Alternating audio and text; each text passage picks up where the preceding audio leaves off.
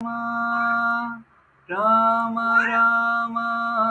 हरे हरे, हरे कृष्ण कृष्ण कृष्ण हरे हरे, हरे राम राम राम हरे हरे, हरे कृष्ण कृष्ण कृष्ण हरे हरे, हरे राम राम राम हरे हरे, हरे कृष्ण कृष्ण हरे हरे, हरे राम राम राम हरे हरे,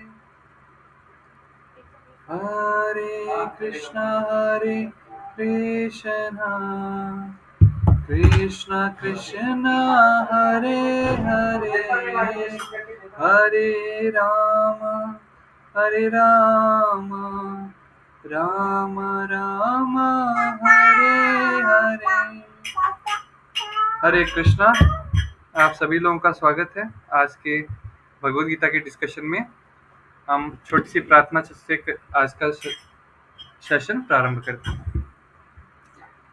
ओम अज्ञानतिमिरन्धस्य ज्ञानाञ्जनशलाकया चक्षुरुन्मिलितं येन तस्मै श्रीगुरुवे नमः।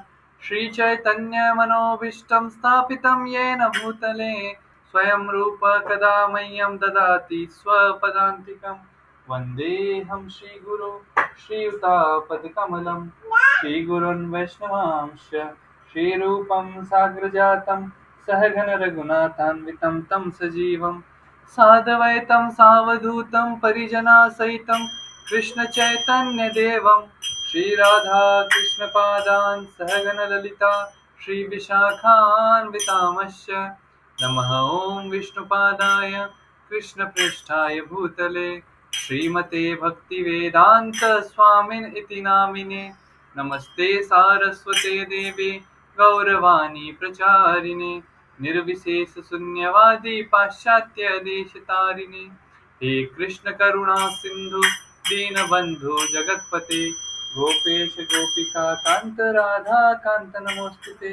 तप्त कांचन गौरांगी राधे वृंदावनेश्वरी, वृषभानुसुते देवी प्रणमामि हरिप्रिये।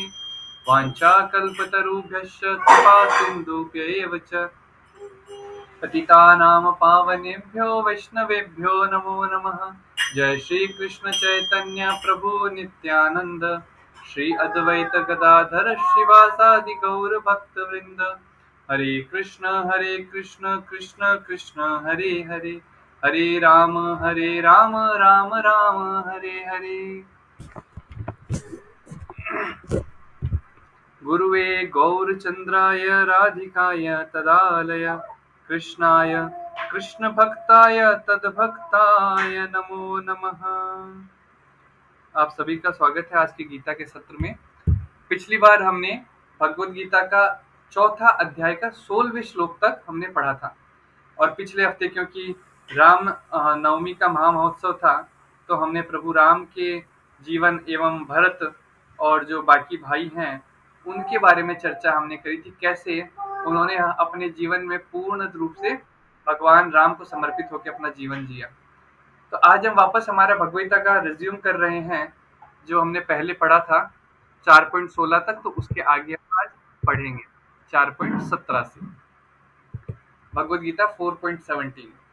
कर्मणोऽपि बोद्धव्यं, बोद्धव्यं च विकर्मणः, अकर्मणश्च बोद्धव्यं गहना कर्मणो गतिः। The intricacies of actions are very hard to understand. Therefore, one should know properly what action is, what forbidden action is, and what inaction is. तो यहाँ जो ये पूरा 4th चैप्टर के बारे में 17th वर्ष से जो स्टार्ट हो रहा है, ये पूरा कर्म के बारे में बहुत डिटेल में डिस्कशन हो रहा है। तो ये हम लोगों के लिए बहुत इंपॉर्टेंट है। ये टॉपिक मैंने पहले भी कई बार डिस्कस किया है। अकर्म क्या होता है, विकर्म क्या होता है, सकर्म क्या होता है, उसके ऊपर भगवद गीता में बहुत ज्यादा डिटेल में दिया हुआ है। भक्ति विनोद ठाकुर कहते हैं, बलदेव विद्याभूषण कहते हैं, but even the wise have become bewildered about it, as you said in the previous verse, so how can I understand. मतलब बड़े से बड़े लोग भी कर्म की फिलोसॉफी जब आती है तो उसमें बिविल्डर हो जाते हैं। बिल्डर हो जाते हैं मतलब उनको समझ नहीं आता what is right Karma, what is wrong Karma. इसलिए भगवद्गीता में अब क्या बोला जा रहा है, कर्मणो अपि बोद्धव्यम, बोद्धव्यम च विकर्मणः। कर्मणो एक तो हुआ कर्म, एक क्या हुआ विकर्मणः, फिर अकर्मणश्च बोद्धव्यम, अकर्म भी है एक तीसरा, गहना कर्मणो गति। इतना ज्यादा डिटेल है ये चीजें तीनों कि is very tough to understand. कर्मणा, फिर विकर्मणा, और फिर तीसरा अकर्मणा is very very tough to understand. Prabhupada ने बहुत ही सिंपल वे में इसको अंडरस्टैंड करा है, अपने लिए समझाया है। जो अकर्म हुआ that is activities in Krishna consciousness. भक्ति में कार्य जो हम करते हैं वो सारे अकर्म हो जाते हैं, जिसपे ना हमें पॉजिटिव रिएक्शन मिल रहा है ना हमें नेगेटिव रिएक्शन मिल रहा है। इट इज न्यूट्रल, मतलब हम कर्मों के अंदर बंध नहीं रहे हैं। दूसरा क्या हुआ, कर्मणा मतलब पॉजिटिव कर्म जो हम कर रहे हैं, और विकर्मणा नेगेटिव। तो पॉजिटिव क्या होते हैं, पायस एक्टिविटीज, गरीब को खाना खिलाना, गरीब को कपड़े देना, किसी को घर बांध के देना, ये सारी चीजें हो जाती है पॉजिटिव एक्टिविटीज। नेगेटिव एक्टिविटीज हो जाती है मांस आहार करना, धूम्रपान करना, पराई स्त्री संग करना, ये सारी नेगेटिव एक्टिविटीज में आ गए। अकर्मण मतलब हर चीज करो तो भगवान को सेंटर में रख के करो, और वो करो जो भगवान ने करने के लिए कहा है। धर्म तु साक्षात भगवत प्रणीतम, धर्म के बारे में जो भगवान ने कहा उसी को बस पालन करना है। ये जो पूरा 4th चैप्टर उसी के ऊपर डिटेल में दिया हुआ है, तो बार बार आपको ऐसा लगेगा कि सेम चीज को बार बार भगवान बार बार एम्फेसाइज कर रहे हैं, और उसके पीछे रीजन है। उसके पीछे रीजन क्या है बार बार एम्फेसाइज करने के पीछे? सबसे इंपॉर्टेंट रीजन ये आता है कि देखिए कोई भी चीज अगर हम कलयुग में समझना चाहते हैं, तो कलयुग में जो जीव है उसका सिचुएशन क्या है, मंद सुमंद मतयो, मंद भाग्य उपाधृत, मंद सुमंद मतयो, मतलब वो बेवकूफ है और वो बहुत बड़ा बेवकूफ है। मंद सुमंद मतयो, मंद भाग्य उपाधृत, उसका भाग्य भी मंदा है, उसका भाग्य भी बहुत नरम है। इसलिए कलयुग के अंदर everybody is unhappy, everybody is in distress. तो क्योंकि इसकी बुद्धि क्षीण है, इसकी बुद्धि इतनी ज्यादा प्रबल नहीं है, इसलिए वो भूल जाता है। कलयुग का जीव क्या है, वो भूल जाता है। और जब कलयुग का जीव भूल जाता है तो उसको बार बार याद दिलाना पड़ता है। इसलिए भगवत गीता में कृष्ण बार बार रिपीट कर रहे हैं सेम चीज को, कि तुम समझो, तुम कर्म क्या है, अकर्म क्या है, विकर्म क्या है, इसको बहुत अच्छे से गांठ बांध लो, जीवन में बहुत अच्छे से समझ लो। क्योंकि जब तक हम ये समझेंगे नहीं, तब तक हम सोचते रहेंगे कि हम कर्म कर रहे हैं, पर एक्चुअल में हम विकर्म कर रहे हैं। हम सोचते रहेंगे कि हम पायस एक्टिविटी कर रहे हैं, पर एक्चुअली में वो सिंफुल एक्टिविटी है। जैसे कि आपने खाना बनाया, वेजिटेरियन खाना ही बनाया, और वो आपने जाके गरीबों को खिलाया। अब आपको लग रहा है कि वो क्या है, वो एक पायस एक्टिविटी हुई, पर it is not pious activities, it becomes a impious activity.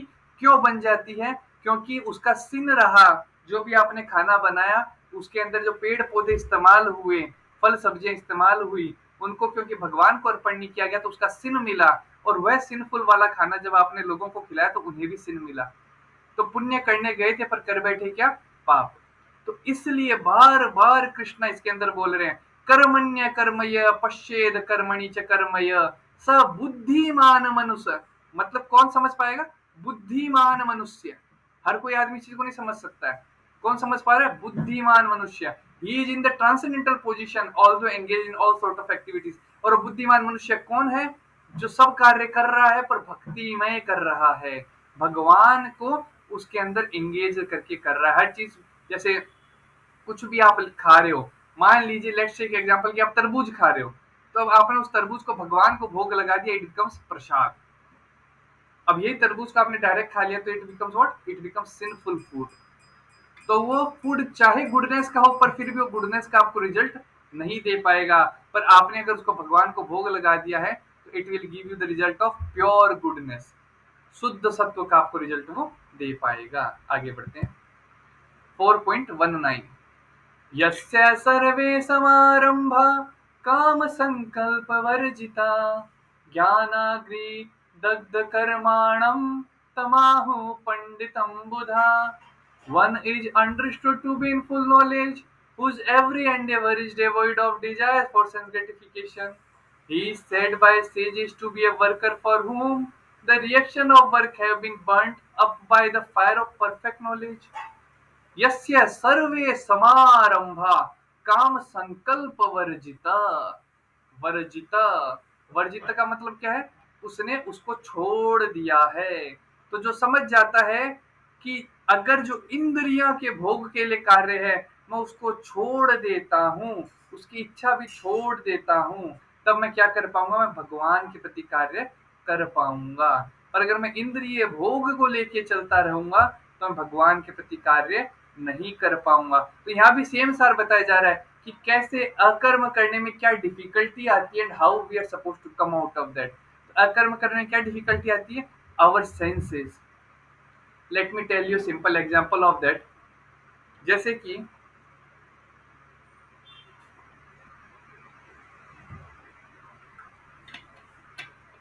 मान लीजिए आप जैसे यहाँ पुणे मंदिर के पास में तो आपको पता है गोविंदाज है, कानपुर मंदिर है वहां भी गोविंदाज है, बाकी मतलब प्रोमिनेंट जो टेम्पल है वहाँ गोविंदाज की फैसिलिटी रहती है, जहाँ पे आप जाके बहुत अच्छे क्वालिटी अच्छा प्रसाद भी खा सकते। अच्छा प्रसाद मतलब मैं टिकलिंग ऑफ टंग बोल रहा हूँ। पिज्जा, बर्गर, पेस्ट्रीज, पेटीज वो भी आपको प्रसाद के रूप में मिल जाता है। भक्त ही बना रहे हैं, भक्त भोग लगा रहे हैं और फिर आपको वो दे रहे हैं। पर हर जगह ऐसी फैसिलिटी नहीं हो सकती। तो मान लीजिए आप कहीं जॉब कर रहे हैं, आपको फैसिलिटी नहीं मिल रही है। अब उस टिकलिंग ऑफ टंग के कारण यू में सर्च कोई जैन रेस्टोरेंट हो जहाँ विदाउट ओनियन गार्लिक खाना मिल जाए, या कोई वेज रेस्टोरेंट हो जहाँ पे विदाउट नॉन वेज मतलब नॉन वेज का वहाँ टच भी ना हो। हम वहां जाके कुछ और अच्छा खाने को कोशिश करें। This is what Dzire for sense gratification. तो जो फुल नॉलेज में होता है उसको समझ में आता है कि ये डिजायर आ रही है बट मुझे इससे बाहर आना है, मुझे इसमें फंसना नहीं है। यमुनाचार्य एक बहुत बड़े संत हुए हैं जो बताते हैं कि जब भी मुझे लस्टीफुल थॉट आती है तो मैं उस पर थूक देता हूँ। What does that mean? Even he such acharya, Yamunacharya means he is acharya. आचार्य पद्धति पे होने पे, आचार्य की पोस्ट पे होने के बावजूद भी lusty thoughts are coming, but what action he is taking on that, is spitting on that thought. वो उस थॉट के ऊपर थूक देते हैं कि मतलब उस थॉट को कहते हैं ये थॉट वेस्ट वेस्ट है मेरे लिए। तो ये जो प्रोसेस है कि हम endeavour is devoid of desire for sense gratification, हम कोशिश कर रहे हैं, हर एक कोशिश कर रहे हैं, that is what pure devotional service.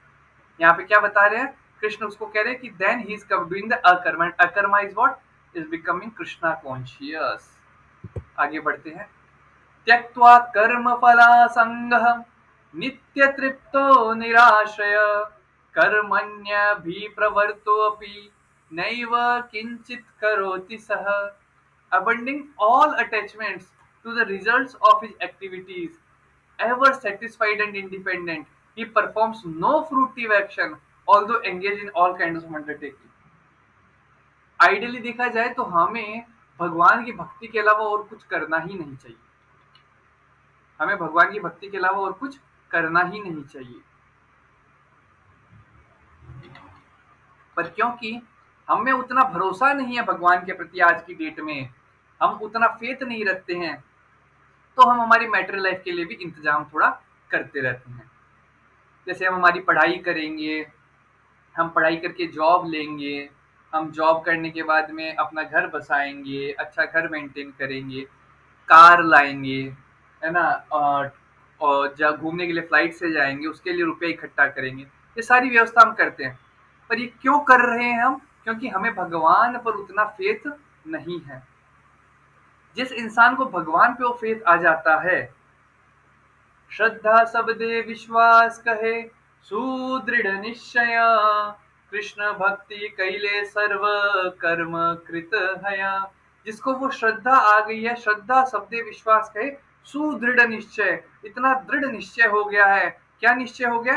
Krishna भक्ति कैले, सिर्फ कृष्ण की भक्ति करने से सर्व कर्म कृत है, सारे कार्य अपने आप हो जाएंगे। तो जब हमें उतना फेथ आ जाएगा तब हमें और किसी कार्य को करने की आवश्यकता नहीं है। पर क्योंकि आज की डेट में हमें उतना फेथ नहीं है, इसलिए हमें सारे कार्य ये करने पड़ते हैं। तो abandoning all attachment to the results of his activities, ever satisfied and independent, he performs no fruitive actions although engaged in all kinds of understanding।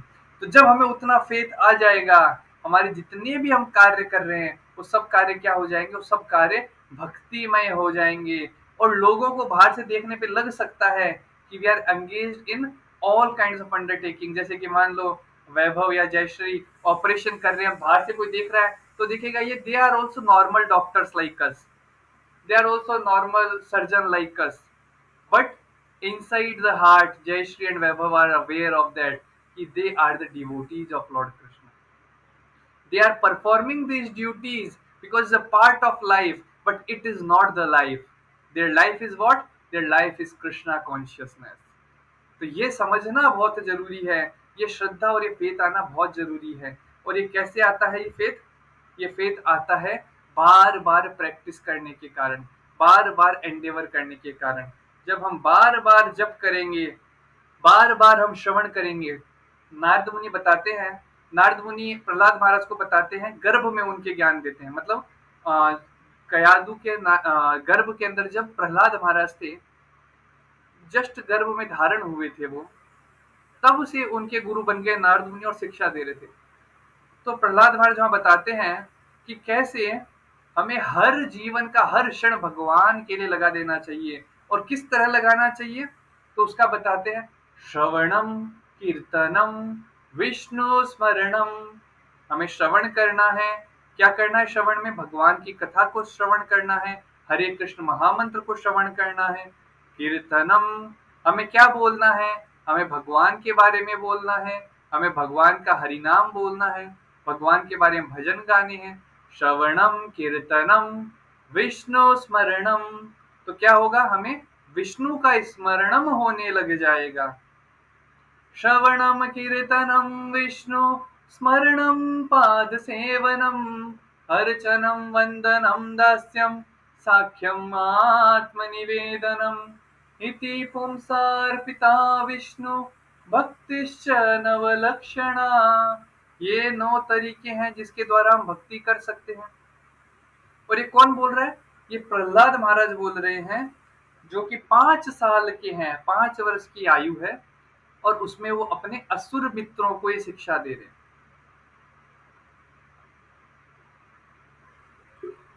Prahlad महाराज का एग्जाम्पल हमारे जीवन के लिए एक तरह से बेस्ट एग्जाम्पल है।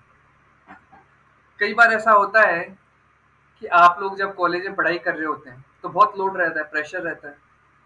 जैसे आप लोग तो एमबीबीएस कर रहे हैं, डॉक्टर्स हैं, तो कितना प्रेशर रहता है। हर दिन पढ़ाई भी करो, पढ़ाई के बाद में फिर कई बार बाद में थोड़े टाइम में ड्यूटीज लगनी चालू होती है, तो आपको ड्यूटीज के अंदर भी हेल्प करना पड़ता है, जो एसआर होते हैं उन लोगों का। ऐसे करते करते बहुत लोड रहता है। तो हर आदमी क्या सोचता है ना कि भक्ति जो मैं ये थोड़ा लोड कम हो जाए तो मैं भक्ति थोड़ा बेटर करूंगा। अभी मैं एक माला करता हूँ, प्रभु जी ने बताया था कथा के अंदर कि हमें 16 माला करना चाहिए, पर अभी मैं चलो 1 माला 2 माला करता रहूंगा, और जब मेरी ये पढ़ाई कंप्लीट हो जाएगी तब मैं 16 माला करने लग जाऊंगा। क्योंकि हमें जो हमारा एनवायरमेंट है वो बहुत कठिन लग रहा है, हमारी जो परिस्थितियां हैं वो बहुत कठिन लग रही है, सिचुएशन बहुत कठिन लग रही है। कोई गृहस्थ होता है तो देखता है, अरे मेरे को मेरा जॉब करना है, मेरे को मेरा बिजनेस करना है, मेरे को मेरे पत्नी बच्चों को समय देना है, अभी मैं इसमें बहुत ज्यादा बिजी हो रहा हूँ। थोड़ा समय बाद में मेरे बच्चे भी बहुत छोटे, थोड़े से वो बड़े हो जाएंगे तो मैं बहुत अच्छे से भक्ति करूंगा। किसी के बच्चे बड़े हो गए तो इनका बस मैं विवाह करा दूं, फिर मैं बहुत अच्छे से भक्ति करूंगा। विवाह हो गया तो अरे मेरा बेटा भी बहू तो अपने अलग घर में रहने लग गए, अब मेरा मेंटेनेंस कौन होगा, तो मुझे थोड़ा और उसके लिए अरेंजमेंट करना पड़ेगा।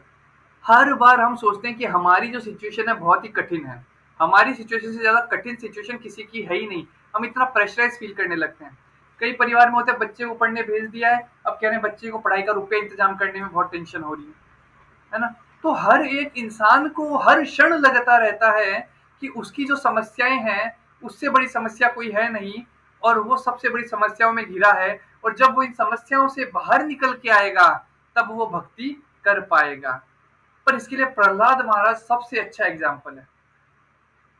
प्रहलाद महाराज के जो पिता थे वो राक्षसों के भी राक्षस थे, हाँ, राक्षसों के राजा थे। और ऐसे ही नहीं कि नॉर्मल राजा थे, बहुत खतरनाक राजा थे। भागवतम में वर्णन आता है कि हिरण्यकशिपु जब अपने आईब्रोज हिलाता था तो उसको देख के सूरज चंद्र भी समझ जाते थे, अच्छा इसको भी गर्मी चाहिए तो सूरज आगे आ जाता, फिर रानी ने ठंड चाहिए तो सूरज पीछे चले जाता, चांद आगे आ जाता। इतना ज्यादा पावरफुल राजा था हिरण्यकशिपु। और जो हिरण्यकशिपु हर जगह कह रहा था, the only God in this world is only the Hiranyakashipu, I am the Lord of the Lord. ऐसा वो हर जगह कहता जा रहा था कि मैं ही भगवानों का भगवान हूं। ऐसा हिरण्यकशिपु सबको बता रहा था।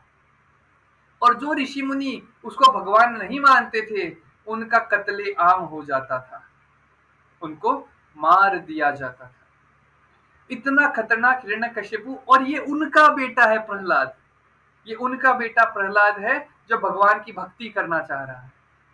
तो आप सोचिए कितनी टफ सिचुएशन रही होगी प्रहलाद के साथ में, जिसके चारों ओर एसोसिएशन के नाम पे सिर्फ गुंडागर्दी हो रही है, सिर्फ राक्षस लोग हैं। आपको तो एसोसिएशन मिल जाता है, आप लोग कैंप मंदिर जाते हो, इस्कॉन कोई भी पास के मंदिर में जाते हो, आपको भक्तों का संग मिल जाता है। प्रहलाद के लिए कौन सा संग था? सिर्फ डीमन ही डीमन है चारों ओर, कोई एसोसिएशन नहीं। आप लोगों को आजकल ऑनलाइन भागवतम भगवत गीता के लेक्चर्स मिल जाते हैं, यूट्यूब पे आप लेक्चर सुन सकते हो। इवन वेदाबेस बोल के आपको ऑनलाइन ग्रंथ भी अवेलेबल है। प्रहलाद महाराज के टाइम कोई फैसिलिटी नहीं थी। जितने ग्रंथ हुआ करते थे उन सबको हिरण्यकशिपु जला दिया करता था। ग्रंथ रखने ही इम्पॉसिबल थे। श्रुति स्मृति जो आप सुनते ना, श्रुति श्रुति एक जना सुनता था, बस वो याद रख लेता था, उसको लिखना तो पॉसिबल ही नहीं था। और खाने के लिए वेजिटेरियन, वेजिटेरियन रहना कितना बड़ा चैलेंज राक्षसों के समाज में, जहां वो बकरा खा रहे हैं, भैंसा खा रहे हैं। It's so tough to remain a vegetarian at that place, and not even vegetarian, Krishnatarian. What is Krishnatarian? पत्रम पुष्पम फलम तोयम यो में भक्त्या प्रयच्छति। जो पत्र वेजिटेरियन फूड है वो बना के भगवान को भोग लगा के खाना। It's too tough. Remaining vegetarian in that society is so difficult. तो उसको भी भगवान को भोग लगा के खाना तो कितना टफ है। पर फिर भी प्रहलाद महाराज भक्ति करते रहे। उन्होंने कभी ये नहीं कहा कि कल सिचुएशन बेटर होगी तो मैं भक्ति करूंगा, नहीं। ही वॉज नोइंग कि हाँ, मुझे कहा गया है इस मंत्र का जप करना है, मैं रेगुलर जप करूंगा। मुझे कहा गया है कि मुझे प्रचार करना है, तो मैं किसको प्रचार करूं? यहाँ तो सारे राक्षस हैं। ठीक है, इन राक्षसों में भी जो मेरे मित्रवर हैं, मैं उन लोगों को प्रचार करूंगा। तो जब वो पढ़ाई करते थे स्कूल के अंदर, सपोज 8 घंटे का अगर स्कूल है, तो उसमें जब रेसेस टाइम होता है, जब आपका ब्रेक होता है, लंच ब्रेक होता है, तो फटाफट प्रसाद पाने के बाद में अपने सारे मित्रों को बुलाते थे और उनको हरी कथा सुनाते थे। तो इसलिए ये मत सोचिए कि जब मेरी सिचुएशंस बेटर होगी तब मैं भक्ति करूंगा। भक्ति आज करिए, भक्ति अभी करिए, इसी क्षण से करिए, सिचुएशन अपने आप बेटर हो जाएगी।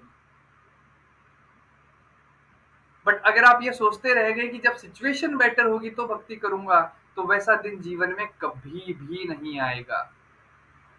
That day will never come, कभी भी नहीं आएगा।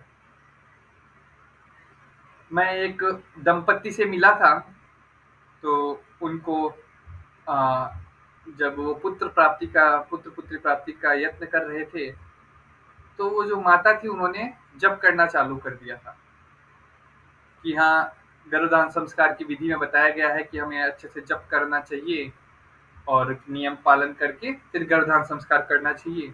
तो उन्होंने नियम पालन करे, गर्भधारण संस्कार किया। जब उनको संतान उत्पत्ति हुई, तो अब संतान जब उत्पत्ति होती है तो बहुत कष्टदायी टाइम होता है। वो जो प्रेगनेंसी का लास्ट का टाइम होता है, जब बच्चा डिलीवर होना होता है, इट्स वेरी पेनफुल। तो उस टाइम वो माला जप नहीं कर पा रही थी। उसके पश्चात जब बच्चा हो जाता है, तो हर दिन बच्चे को दूध पिलाना पड़ता है ना। बच्चा रात भर उठता रहता है, रोता रहता है, उसको दूध पिलाना, उसको पाल पोस के बड़ा करना बहुत मेहनत का काम है। क्योंकि क्या होता है, जो मेल पर्सन है, जो उसका फादर है, वो तो सुबह सुबह जॉब पे चला जाएगा, पूरे दिन देखेगा कौन? उसकी मदर को देखना पड़ेगा। तो इतना ज्यादा वो फ्रस्ट्रेट हो गई थी कि वो माला करना ही बंद कर दी। उन्होंने माला छोड़ दी। तो जब मेरा उनसे मुलाकात हुआ तो मैंने उनसे पूछा कि आपने माला क्यों छोड़ दी? तो उन्होंने कहा कि इतने ज़्यादा कष्ट हैं इस जीवन में, थोड़े कष्ट कम हो जाएँ, बच्चा एक बार थोड़ा बड़ा हो जाए तब मैं जप चालू करूँगी। तो मैंने उनको यही बात बताई कि आप जप चालू करिए, बच्चा समय के साथ बड़ा हो जाएगा, पर आप जप चालू करेंगे अगर, तो आपका बच्चा भी शांत रहना चालू कर हो जाएगा। क्यों?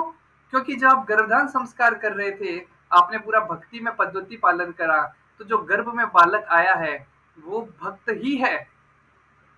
पर क्योंकि आपने भक्ति छोड़ दी, now that child is disturbed. उसको लग रहा है कि मैं किस घर में आ गया, यहाँ तो ये लोग भक्ति ही नहीं कर रहे, शायद मेरे से मिस्टेक होगी, दूसरी गलत जगह में आ गया। और वो माता ने फिर भक्ति वापस चालू करी। वो बच्चे को दूध पिलाते समय भी माला हाथ में डाल के और जप करती थी, और बच्चा एकदम शांत दूध पीते पीते सो जाता था। और बच्चा इतना सिस्टमेटिक हो गया कि हर life became very very good.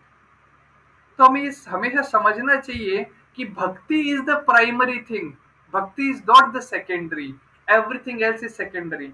हमारे यहाँ एक वरिष्ठ भक्त हैं, हिज ग्रेस रास विग्रह प्रभु जी, वो कहते हैं कि जीवन का सार है हरिनाम लेना। अगर आपके सामने यमराज भी आके खड़ा हो जाए तो उसको बोलो मेरा अभी माला बाकी है, माला कंप्लीट कर लूं फिर लेके जाना। इतना प्रबल विश्वास हमें हरिनाम पे होना चाहिए, और इतनी दृढ़ निश्चयता हमारी होनी चाहिए कि हम सुबह उठ के सबसे पहले हरिनाम ही करें, हरे कृष्ण मंत्र का जप करें। अगर आप नहीं नहा पा रहे हैं, पानी नहीं है, कोई बात नहीं, फिर भी आप जप कर सकते हैं। अगर आप एक माला करते हैं तो 4 माला तक आइए, आप 4 करते हैं तो 8 तक आइए, 8 करते हैं तो 16 तक आइए। प्रभुपाद जी ने कहा है 16 माला मिनिमम हमें करनी है हर दिन, और ज्यादा समय नहीं लगता है। जब आप चालू करेंगे ना, आपको 1 से 1.5 महीना ऐसा होता है जब आपको थोड़ा चैलेंजिंग लगेगा, क्योंकि एक नई चीज आप अपने जीवन में ऐड कर रहे हैं। जैसे कि आप लोग जब इंटर्नशिप भी करेंगे तो आपकी ड्यूटीज लगेगी, नाइट ड्यूटी लगेगी। अब आपके लिए शुरू में चैलेंजिंग होगा, क्योंकि आप पहली बार वो नाइट ड्यूटी कर रहे हैं, पर जब बार बार आप करेंगे you will get habituated of that. उसी तरह से हरे कृष्णा मंत्र जब आप शुरू में करेंगे तो हो सकता है आपको थोड़ा सा चैलेंजिंग लगे, पर आप रेगुलर करने लगेंगे तो आपको फिर रुचि आने लगेगी। हरे नाम हरे नाम हरे नामेव केवलम, कलौ नास्तेव नास्तेव नास्तेव गतिरन्यथा, कलेर्दोष निधे राजन् अस्ति एकद्महान् गुणा, कीर्तनादेव कृष्णस्य मुक्त संग परम व्रजेत्। हरे कृष्ण कृष्ण कृष्ण हरे हरे, हरे राम राम राम हरे हरे, इति षोडाक्षकं नाम्नां कलिकल्मषनाशनं, नाथ परन्तरोपाय सर्ववेदेषु दृश्यते। सभी वेदों का सार है ये हरे कृष्ण मंत्र। इसलिए आप लोगों से विनती है हर दिन ये करिए, क्योंकि जब हरे कृष्ण मंत्र करते हैं उसमें राधा कृष्ण समाहित हैं, राधा कृष्ण साथ में हैं। हरा, हरा का मतलब जो भगवान के हृदय को जिसने स्टॉल कर लिया, जिसने चुरा लिया है, वो है हरा, राधा रानी, और उनका संबोधन कारक हो गया हरे। और कृष्ण कौन है? सर्व आकर्षति इति कृष्णा, जो सबको आकर्षित करते हैं वो है कृष्ण। राम कौन है? जो सबका मन मोह लेते हैं वो है रमनते, जो सबको रमा देते हैं वो है राम। तो हरे कृष्ण राम, इनका जो महामंत्र है हरे कृष्ण महामंत्र, ये जब करने से आपको इतना प्रबल शक्ति मिलेगा, अंदर से इतनी ऊर्जा आपको मिलेगी कि आप अपना जो मटेरियल लाइफ का जीवन है उसको बिना किसी कष्ट के आप उसको कर सकते हो। उसके लिए अलग से आपको एंडेवर करने की जरूरत नहीं है। Krishna will give you that strength. Let's go to the next verse. तो आप में से रोज कौन जप करेगा? अगर आप लोग रोज जप करेंगे तो अब थम्स अप दीजिए। विशाल, अच्छा, आपको कोई क्वेश्चन है क्या विशाल? ओके, थम्स अप के लिए आप हैंड रेज कर दिए, ठीक है। तो आप में से हर दिन 4 माला कौन करेगा? वो थम्स अप दीजिए, जो 4 माला हर दिन कर सकता है। कोशिश करिए कम से कम 4 माला करिए। 16 माला कर सकते तो बहुत ही अच्छा है, पर कम से कम 4 माला जब करिए, जो कि सिर्फ 30 मिनट लेता है, ज्यादा उससे ज्यादा समय नहीं लेगा। तो यहाँ पे बताया गया है Activities of one in full knowledge, detached, ever satisfied, independent. Sadhaka stage, engaged in all kind of action. तो हमारे लिए अलग अलग लेवल बताए गए हैं, पर सबसे इंपॉर्टेंट लेवल कौन सा आता है? Freedom from the bondage of action, जब हम हर कार्य को भक्तिमय तरीके से करने लग जाते हैं। पहले हम जब आपके कॉलेज में प्रचार करा करते थे, मेडिकल कॉलेज में, तो वहाँ एक सिस्टम हमने बना रखा था कि जो माताएं का हॉस्टल था, माताएं उसमें एक रूम रिजर्व करके रखी थी कि हाँ, ये 2-3 माताएं जो बहुत अच्छे से भक्ति करती हैं, तो इन्होंने सेकंड ईयर में एक रूम ले लिया प्रॉपर। तो वहीं पे फिर प्रचारक आते के कथा करते थे, जो माताएं आती थी, प्रचारक माताएं, वो वहाँ कथा करती थी उनके रूम में, और वहाँ सब लोग आ जाते थे। ऐसे ही जो लड़के थे, उनमें 2-3 लड़के जो साथ में भक्ति करना चाहते थे, उन्होंने साथ में एक रूम ले लिया। जब उन्होंने साथ में रूम लिया, तो फिर जो प्रचारक थे, वो उनके रूम में आके कथा, कीर्तन और प्रसाद वितरण कर पाते थे। तो आप लोग भी जो अभी नेक्स्ट ईयर चालू होगा, ऐसा कर सकते हैं कि जो लोग भक्ति करते हो साथ में, वो सब साथ में आके रूम ले लें। तो हम लोग जो ऐसे ऑनलाइन प्रोग्राम करते हैं, फिर हम उसको ऑफलाइन भी हॉस्टल में कर पाएंगे। 4.21 निराशीर्यच्चित्तात्मा त्यक्त सर्व परिग्रह शारीरम केवलम कर्म कुर्वान अपनोति किलबिषम। Such a man of understanding acts with mind and intelligence perfectly controlled, give up all sense of proprietorship over his possession and acts only for the bare necessities of life. Thus working he is not affected by sinful reaction. जो है ना, ये सब कुछ अर्पण कर दे, इसका example हम देखते हैं बलि महाराज। बलि महाराज 12 महाजनों में से भी एक है। 12 महाजन क्या है? वो ग्रेट सोल है, 12 ग्रेट सोल जो भक्ति के बारे में सर्वश्रेष्ठ बताते हैं। जैसे उसके अंदर, उसमें सबसे श्रेष्ठ कौन है? जैसे अपने जो भोलेनाथ है, भोले बाबा शिव जी, है ना। वैष्णवा नाम यथा शंभु, सभी वैष्णव में सबसे श्रेष्ठ है शंभु, शिव जी। उसके बाद और भी कई हैं, तो उसमें से एक आते हैं बलि महाराज। तो बलि महाराज ने अपना सर्वस्व न्यौछावर कर दिया था भगवान के प्रति। उन्होंने, पूरे विश्व के राजा थे वो, पूरे संसार के राजा थे वो। और जब उनके पास में वामन देव आते हैं, तो वो कहते हैं कि मैं 3 पग भूमि लूंगा, और वामन देव को कहते हैं ले लीजिए। और जब वामन देव को 3 पग भूमि वो देते हैं, तो पहली भूमि के अंदर वामन देव पूरा आकाश नाप लेते हैं, दूसरी भूमि में वो पूरा पाताल नाप लेते हैं, और अब कहते हैं कि अब तीसरी भूमि कहाँ रखूं, मैंने तो सब कुछ नाप लिया। तो बलि महाराज कहते हैं कि मेरा अहंकार बहुत ज्यादा है, और वो अहंकार मेरे सिर में स्थित है, तो आप अपना तीसरा चरण मेरे सिर पे रख दीजिए। और बाद में उनके सिर पे रख के भगवान इतने प्रसन्न होते हैं कि ये मेरा भक्त मुझे सब कुछ देने को रेडी है, not even thinking to keep even his own body for himself। और तब बलि महाराज को वो एक लोक देते जिसका नाम है सूतल लोक, which is much better than beautiful then even Indra लोक। तो सूतल लोक बलि महाराज को दिया जाता है, और उनके द्वारपाल स्वयं वामन देव बन जाते हैं। तो ये एक पावरफुल चीज होती है जब हम हमारा सर्वस्व भगवान की सेवा में अर्पण कर देते हैं। सर्वस्व का मतलब ये नहीं है कि आपने जो सैलरी कमाई वो सैलरी पूरी अर्पण कर दी, या आपका घर जमीन जायदाद अर्पण कर दिया, नहीं। सबसे बड़ी चीज है आपका अहंकार अर्पण कर देना। सबसे बड़ा चीज क्या है? अपना अहंकार अर्पण कर देना, कि हाँ, मैं भगवान सिर्फ आपका हूं। I am not the controller, I am not the proprietor, I am not the enjoyer, I am just your servant of servant of your lotus feet. मैं सिर्फ आपके चरण कमलों का, कमल रूपी जो आपके चरण हैं, उनका दासानु दासानु दासानु दास हूं। यदृच्छा लाभ संतुष्टो द्वंद्वातीतो विमत्सरः समः सिद्धाव सिद्धो च कृत्वापि न निबध्यते। He who is satisfied with gain which comes of its own accord, who is free from duality and does not envy, who is steady in both success and failure, is never entangled although performing action। ये इस तरह का श्लोक भगवगीता में 2-3 जगह आता है ना। आगमा अपाइनो अनित्यस्तां ततिक्षस्य भारत। कृष्ण कहते हैं जो कुछ भी अच्छा समय आया, बुरा समय आया, वो सब आता है, रहता है, चले जाता है, उससे हमें भ्रमित नहीं होना चाहिए पार्थ। यहाँ पे भी कह रहे हैं भगवान कि जो फ्री होता है किससे, एनवी से फ्री है, जो सक्सेस में भी खुश है, फेलियर में भी खुश है, जो हर सिचुएशन में स्थिर है। और स्थित प्रज्ञा के बारे में जब हमने पढ़ा था 3rd चैप्टर में, वहां पे भी ये वर्णन आता है। तो बार बार यहाँ पे क्या बताना चाह रहे हैं कृष्ण, कि आपको ये समझना चाहिए कि what ever is happening in your life, it is pre plan. आप जितना भी आपके जीवन में हो रहा है वो प्री प्लान है। क्या आप एक्स्ट्रा कर सकते हो, दैट इज भक्ति, जो कि प्री प्लान नहीं है।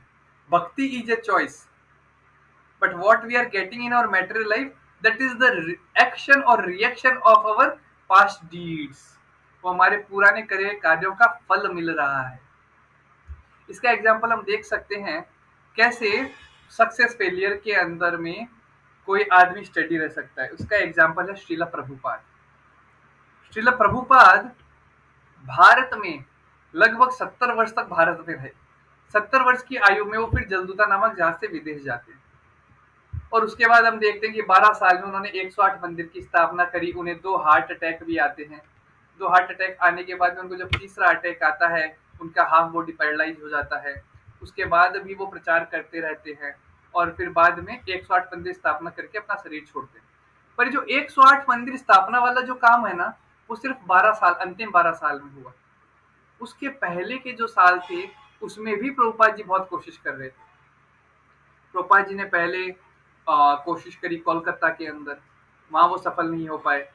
उसके बाद उन्होंने कोशिश करी प्रयागराज में, वहां वो सफल नहीं हो पाए। उन्होंने कोशिश करी बंबई में, वहां वो सफल नहीं हो पाए। वो अपने मेटेरियल अपॉर्चुनिटीज को भी बेटर कर रहे थे, अपने बिजनेस को भी ग्रो कर रहे थे, और साथ साथ भक्ति भी करना चाह रहे थे। ना वो मेटेरियल एंडेवर में सक्सेस हो पा रहे थे, ना वो प्रचार करके लोगों को भक्त बना पा रहे थे। दोनों जगह ही उनको एक अच्छा रिजल्ट नहीं मिल पा रहा था। तो it was, if you see, it was a failure. और लास्ट के 12 साल आप देखोगे, that was a success. But Prabhupada remained the same even in that failure time and in that successful time. इसको कैसे समझ सकते हैं, एक लीला आती है प्रभुपाद के जीवन में, जहाँ पे वो बैठे थे व्यासासन पे, और लोग उनके लिए गिफ्ट ला रहे थे। तो उनके पास एक नॉर्मल पट्टे वाली घड़ी थी। तो एक भक्त आया, Swami ji I brought this gift for you. तो उसके ऊपर चांदी का पट्टा लगा हुआ था और चांदी की घड़ी थी। तो प्रोपाद ने अपनी वो जो नॉर्मल पट्टे वाली घड़ी थी वो निकाल के उस भक्त को दे दी। उसने चांदी की थी, वो पहन ली।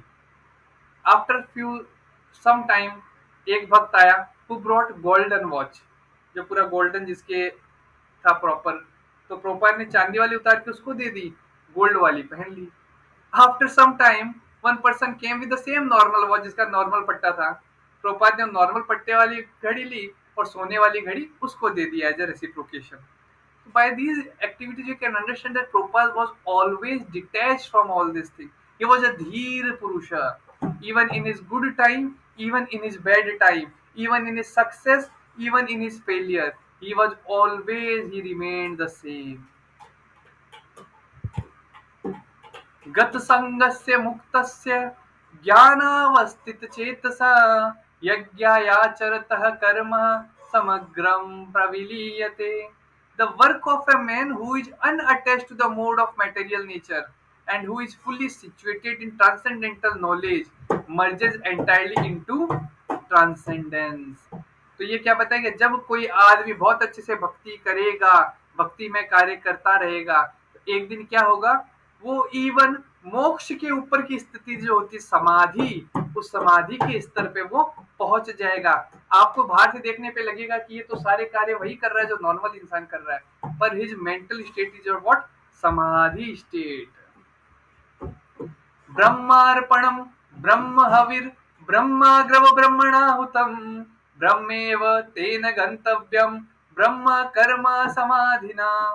Person who is fully absorbed in Krishna consciousness is sure to attain the spiritual kingdom because of his full contribution to spiritual activities, in which the consumption is absolute and that which is offered is of the same spiritual nature. तो जब आप भगवान की भक्ति करेंगे तो अंत में कहाँ पहुंचेंगे, स्पिरिचुअल किंगडम, भगवान के धाम जाएंगे। यद गत्वा न निवर्तन्ते तद्धामं परमं मम। मेरे धाम जो एक बार आ जाता है दोबारा मृत्यु लोक में नहीं आता है। और वो धाम कैसा है? चिंतामणि प्रकर सद्मसुकल्प वृक्ष लक्षावृतेषु सुरभिरभिपालयन्तम् लक्ष्मी सहस्र शत संभ्रम सेव्यमानम् गोविंदमादिपुरुषम तमहम भजामि। वहां पे क्या है? चिंतामणि प्रकर सदमसु कल्प वृक्ष। वहां कल्प वृक्ष है, डिजायर फुलफिलिंग ट्रीज हैं। चिंतामणि वहां टच स्टोन है, जिसको आप जिस भी चीज से छुओगे वो चीज स्वर्ण बन जाती है। चिंतामणि कल्प वृक्ष मतलब जिससे आप जो कुछ भी मांगे। कल्प वृक्ष के पास जाके अगर आप कहेंगे मुझे ऑरेंज चाहिए तो ऑरेंज दे देगा। आप उसको कहिए मुझे रसगुल्ला चाहिए तो रसगुल्ला दे देगा। आप उसे चाहिए कहिए कि मुझे तो स्वर्ण चाहिए तो स्वर्ण दे देगा। कल्प वृक्ष, जो भी मांगोगे वो मिल जाएगा। ऐसे कल्प वृक्ष हैं भगवान के धाम में। चिंतामणि, वहां पे हर चीज चिंतामणि की बनी हुई है। ऐसा नहीं कि वहां पे वो पत्थर एक रखा है, नहीं, वहां हर चीज चिंतामणि की बनी हुई है। चिंतामणि प्रकर सद्वसु कल्प वृक्ष लक्षावृतेषु सुरभिर अभिपालयन्तम। लक्षावृतेषु सुरभिर अभिपालयन्तम। सुरभि गाय है। सुरभि गाय का दूध जो होता है वो अमृत के समान होता है। बहुत ही मीठा दूध होता है और बहुत ही लाभकारी वो गाय होती है। लक्ष्मी सहस्त्र सत संभ्रम सेव्यमानम। लाखों लाखों लक्ष्मी, सहस्त्र, सहस्त्र मतलब हजारों, लक्ष्मी सहस्त्र सत संभ्रम, तो कितने होगी? लाखों लक्ष्मियां वहां पर सेवा करने के लिए भगवान की उन्मुख। और कैसे सेवा कर रही है? झाड़ू लेके झाड़ू मारने की कोशिश कर रही है कि भगवान शायद इससे प्रसन्न हो जाए। पर रियलिटी तो यह है कि वहां पे धूल है ही नहीं, पर फिर भी वो सेवा कर रही है just to please the lord. और ऐसे स्पिरिचुअल वर्ल्ड में आप लोग जा सकते हो just by chanting the holy name of the lord. Hare Krishna Krishna Krishna Hare Hare, Hare Ram Ram Ram Hare Hare. Just by chanting the Hare Krishna mantra you get the opportunity to go back home, back to Godhead, to go to that place where this Chintamani Prakar Sadmasukalpa Vriksha is there. वहां पे आप रह सकते हो, भगवान की सेवा कर सकते हो और अपना पूरा जीवन जी सकते हो। और वहां पे क्या है? वहां पे जन्म मृत्यु जरा व्याधि नहीं है। वहां पे भूख नहीं है, प्यास नहीं है। वहां सूरज की रोशनी की जरूरत नहीं है। भगवान का जो रोशनी निकल रहा है वही सब कुछ एक इतना ज्यादा प्रकाश में है कि सूरज और चंद्र भी उसके सामने फीके पड़ जाते हैं। रामानुजाचार्य कहते हैं so far the nature of karma as having the form of knowledge has been described as emerging from constant contemplation on the nature of the self is different from prakriti. Now Shri Krishna says that all actions together with their ancillaries have the form of knowledge because of constant contemplation by the aspirant on the supreme person with the supreme Brahman as being his soul. It has been stated in the previous verse that one should perform actions for the purpose of yajna. What type of yajna is this? This verse explains. तो यज्ञ क्या है? वो भगवान की शरण में पूर्ण रूपेण शरणागति। 4.25। यहाँ तो किसी का कोई प्रश्न तो पूछ सकता है, नहीं तो हम आगे बढ़ते हैं। हम 5 सेकंड का विराम रखेंगे। यहाँ कोई प्रश्न है किसी को तो पूछ सकता है।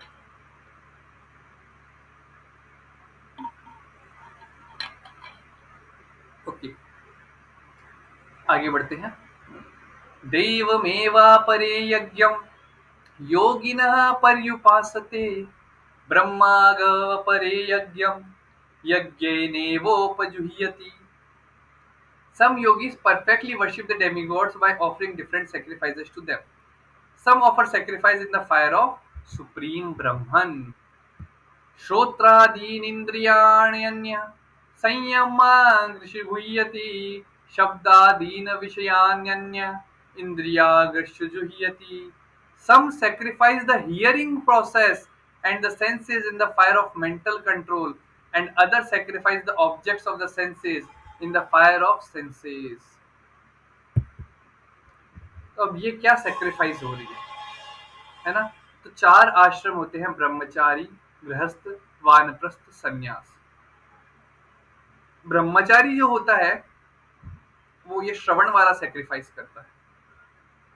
वो सुनता रहता है, वो कथाएं सुनता है, किताबों को अध्ययन करता है, शास्त्रों को अध्ययन करता है।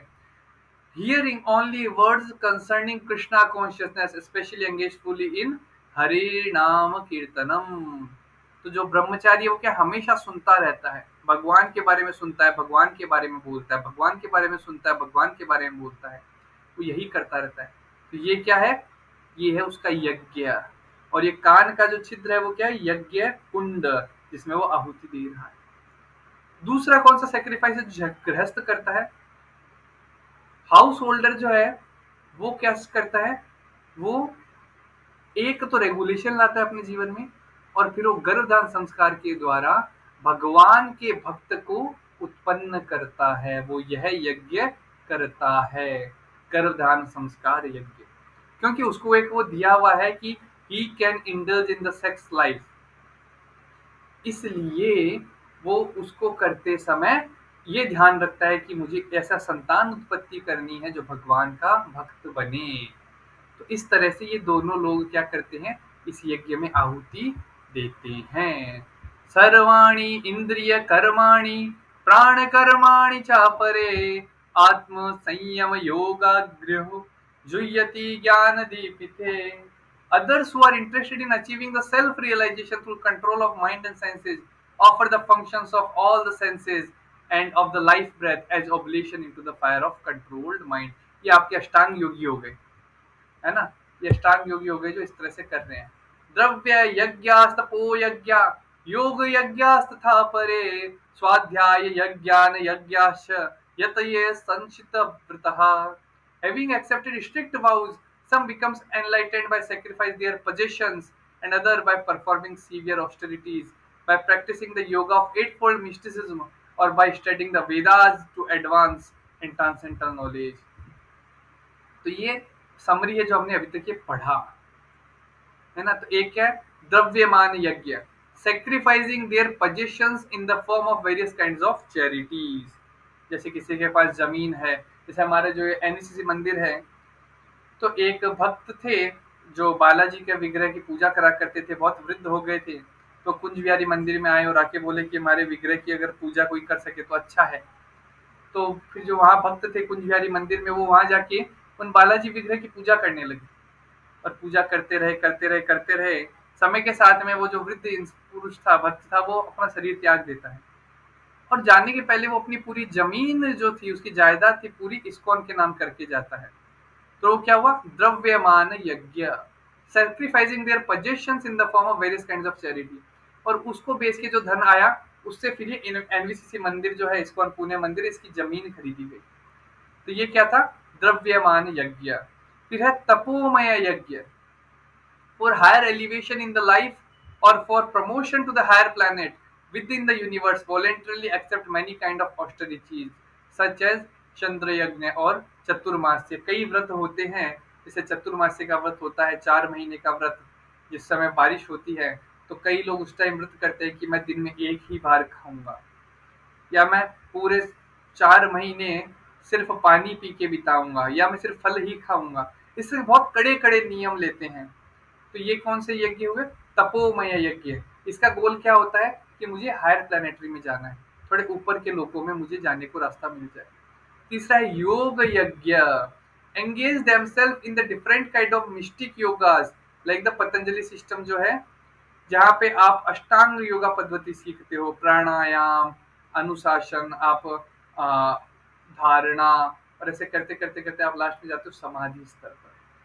तो वो योग यज्ञ आप फॉलो करते हो। जो हम लोग फॉलो करें, what is that? That is स्वाध्याय यज्ञ, जिसके अंदर क्या है? हम भगवान के ग्रंथों को पढ़ते हैं, उनके बारे में जानते हैं, और उसके साथ में क्या करते हैं? भगवान की सेवा भी करते हैं। किस तरह से सेवा करते हैं? वो बहुत इंपॉर्टेंट लाइन है। हमें भगवान की सेवा करनी है, भगवान के जो शुद्ध भक्त हैं उनके गाइडेंस में रह के, जिसे कहा जाता है गुरु। जिसे कहा जाता है स्पिरिचुअल मास्टर। तो उस गुरु के शरण में जाके हमें उससे सीखना चाहिए कैसे सेवा करनी है, और फिर हमें भक्तों के संग में रह के सेवा करनी चाहिए। 4.29 अपाने जुह्यति प्राणं प्राणे अपानं तथा परे प्राणापानगन पानगतिरुद्ध्वा प्राणायाम परायणः अपरे नियताहारा प्राणान् प्राणेषु जुह्यति। Still other who are inclined to the process of breath restraint to remain in trance practice by offering the movement of the outgoing breath। ये लोग क्या करते हैं, अपनी सांस को रोक लेते हैं, सांस को रोक के उस सांस पे कंट्रोल करने की कोशिश करते हैं, और जब अपनी आत्मा छोड़ते हैं तो वो यहाँ से छोड़ने की कोशिश करते हैं। ये शास्त्र बताते हैं अगर आपने आत्मा जो 9 छेद हैं उन छेदों को बंद नहीं करा तो आत्मा उनमें से किसी भी छिद्र से बाहर निकलने की कोशिश करेगी, और अगर नीचे के छिद्रों से जाती है तो it will go direct to Patal yoga. तो योग पद्धति द्वारा वो सारे छिद्र बंद करके और फिर अपने कपाल के अंदर से उस आत्मा को ऊपर निकालते हैं ताकि वो हायर प्लैनेटरी सिस्टम में जा सके। तो ये हठ योगा प्रोसेस बताई गई है। यम नियम आसना प्राणायाम प्रत्याहार धारणा ध्यान और अंत में क्या, समाधि। The moment you start chanting Hare Krishna Mahamantra and the moment you perfect your chanting Hare Krishna Mahamantra, you reach the same stage of Samadhi जिसके लिए people are endeavoring so much। Asana, controlling of energy, prana, your breath, withdrawal of the senses, concentration, meditation, so many things are there। वो सब आप direct पार कर लेते हो just by chanting the holy name of the lord. और इसका example हम देखते हैं हनुमान जी। हनुमान जी जो थे वो भगवान की भक्ति करते थे, प्रभु राम का नाम लेते थे। अष्ट सिद्धि नवनिधि के दाता असवर दीन जानकी माता राम रसायन तुम्हारे पासा सदा रहो रघुपति के दासा। तो इनके पास क्या है, अष्ट सिद्धि है, और अष्ट सिद्धि है तो है ही, अष्ट सिद्धि नवनिधि के दाता जो अष्ट सिद्धि प्रदान भी कर सकते हैं। इतने पावरफुल हनुमान जी बन जाते हैं बस राम जी का भजन करके, राम जी के बारे में जान के, राम जी के बारे में सुन के। इसके ऊपर हम 2 मिनट चर्चा करेंगे, क्योंकि कल जो था दिन, कल हनुमान जयंती थी। भगवान के परम भक्त हैं, तो आ, उनके हनुमान चालीसा से हम कुछ उनके गुण देखेंगे। राम दूत अतुलित बलदामा अंजनी पुत्र पवन सुत नामा। तो इनको नाम मिलता है क्या, अंजनी पुत्र।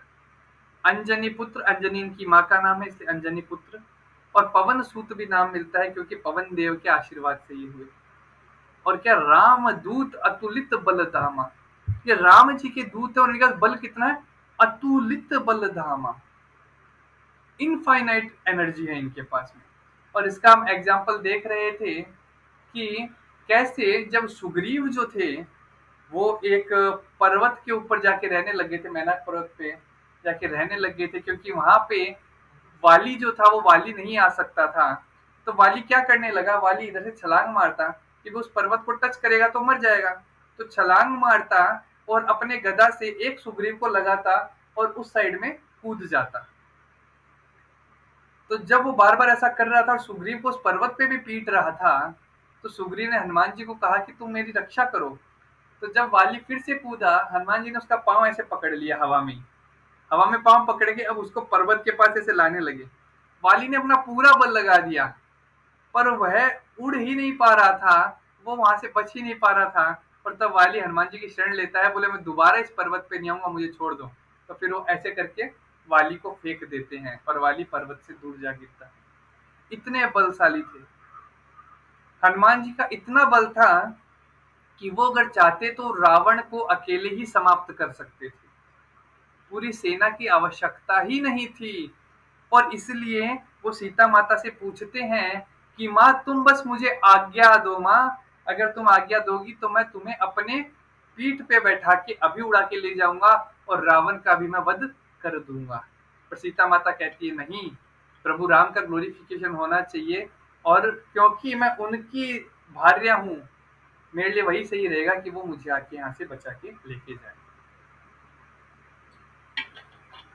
तो हनुमान जी के पास बहुत बल था।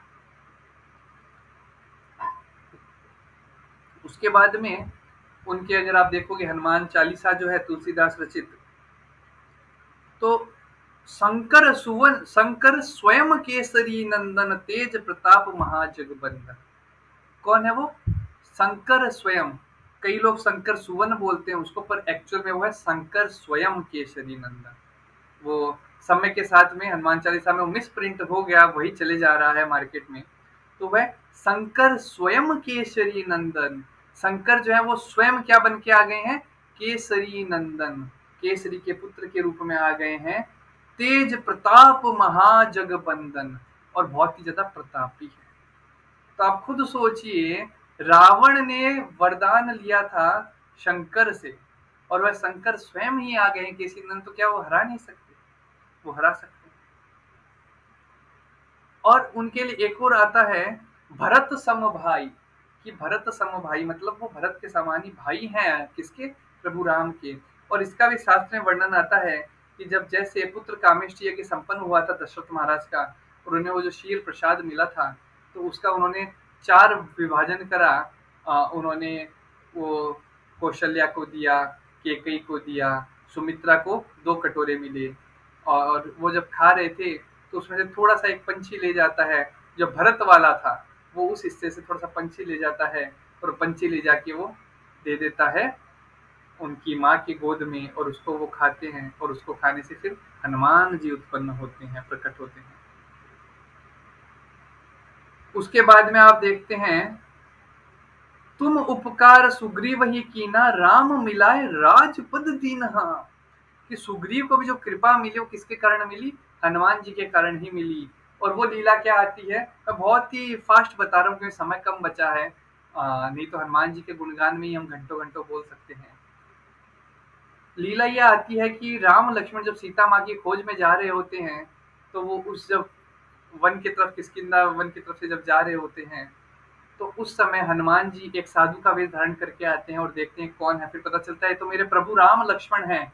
तो फिर वो कंधे पे बैठा के सुग्रीव के पास लेके जाते हैं, और बाद में सुग्रीव उन्हें अपनी पीड़ा बताता है, और बाद में फिर वो वाली का वध करते हैं, और वाली का वध करके सुग्रीव को राजा बनाते हैं। जुग सहस्त्र जोजन पर भानु लील्यो ताहि मधुर फल जानू। और इतने ज्यादा बलवान है कि युग सहस्त्र योजन पर भानु, जो सूर्य देव इतने युग सहस्त्र योजन दूर है, उनको अपने मुख में धारण कर लेते हैं, क्या समझ के? एक आम का, आप उस आम का फल समझ के। उसके अलावा उनकी क्या लीला बताएगी? प्रभु मुद्रिका मेली मुख माई, जल्दी लादि गए अचरज नाई। सीता माता जो थी वो आत्महत्या करने वाली थी, आत्महत्या करने वाली थी। ये बहुत अमेजिंग चीज है। हाँ, जब हनुमान जी को सीता माता नहीं मिल रही थी, लंका के अंदर वो खोज रहे थे, तो हनुमान जी इतने ज्यादा डिप्रेस हो जाते हैं कि वो कहते हैं लेट मी डू आत्महत्या, let me commit suicide.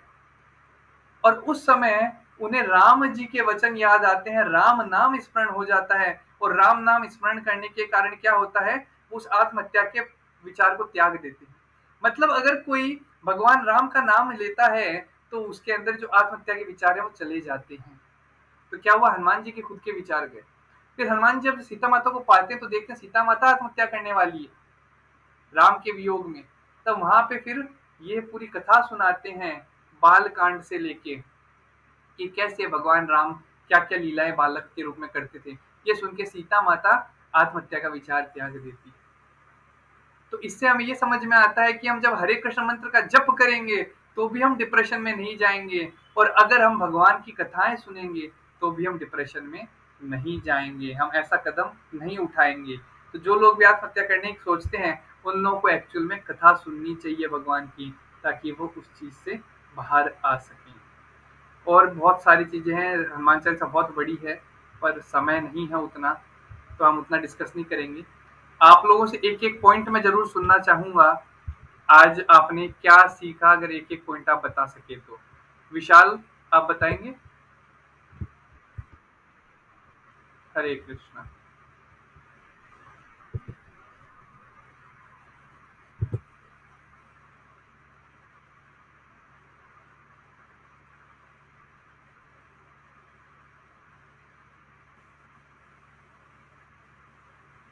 Very good. Jayashree, आप बताएंगे कुछ?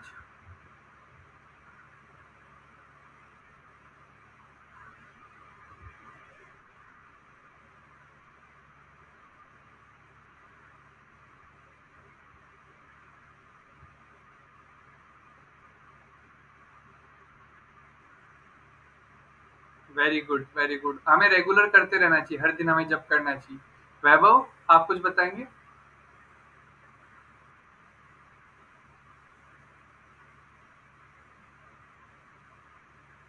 करेक्ट। और इसका हम एग्जाम्पल देखते हैं कैसे हनुमान जी स्वयं, जो शंकर स्वयं है, वो भी डिप्रेशन में चले गए थे कि मुझे सीता माता नहीं मिल रही। और वो तब क्या करने जा रहे थे? आत्महत्या करने का विचार ला रहे थे कि मैं जब भगवान के लिए मैं कुछ नहीं कर पा रहा हूँ तो मैं आत्महत्या कर लेता हूँ। पर जैसे उन्होंने राम का नाम लिया, राम नाम की महिमा ही ऐसी है कि राम का नाम लेने से पत्थर तक तिर जाते हैं। तो आदमी क्या ही डूबेगा, है ना? आदमी भी तिर जाएगा। तो राम नाम लेते हैं और तब वह उस इस सिचुएशन से बाहर आ जाते हैं। बहुत बहुत धन्यवाद, आप लोगों ने बहुत अच्छा शेयर करा।